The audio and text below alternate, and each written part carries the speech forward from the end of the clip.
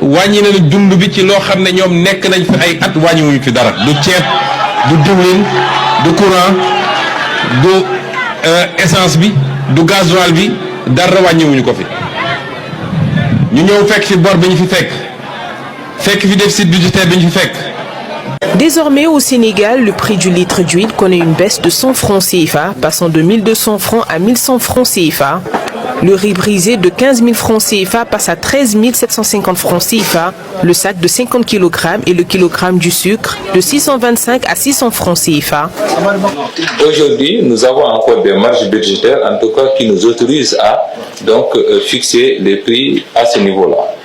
Naturellement, si disons quand même le bouchon arrivait à sauter, bien sûr, donc on en tirerait les conséquences.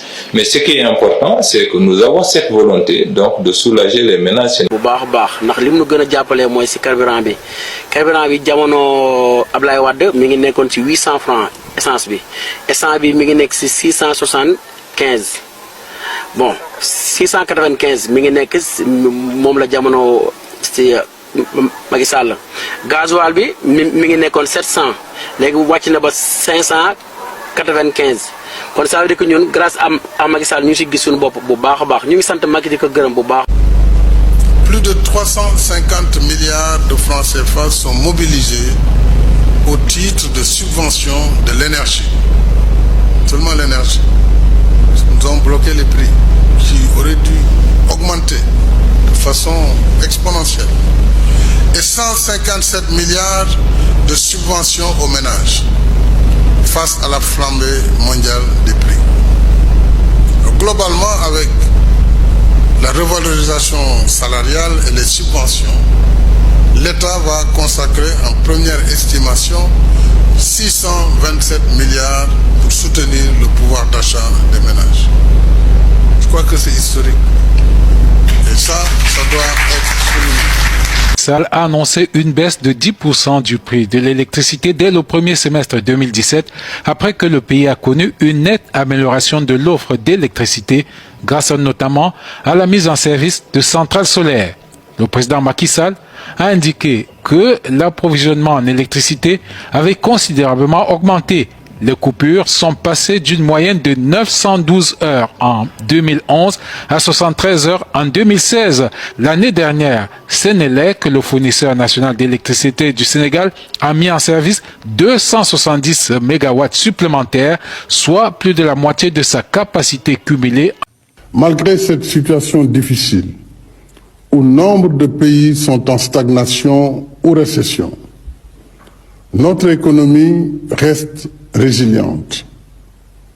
Le classement de World Economics, qui fait autorité en matière de données statistiques, reconnaît en effet le Sénégal comme pays à la croissance la plus régulière sur la décennie 2011-2021.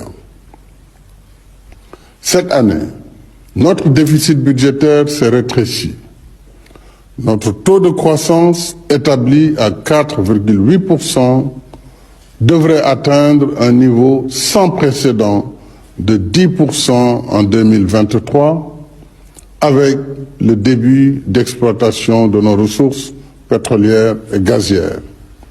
Nos recettes intérieures ont augmenté de 23% au cours de l'année 2022, grâce à la bonne performance de nos régies financières, qui ont réussi un taux de recouvrement plus que satisfaisant de 90% par rapport à l'objectif fixé.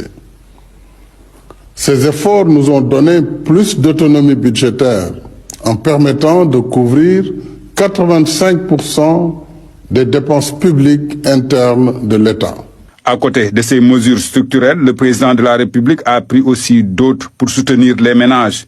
Elles concernent les denrées de première nécessité, entre autres. C'est le sens des mesures portant sur l'augmentation substantielle des salaires pour un montant cumulé de 236 milliards de francs CFA.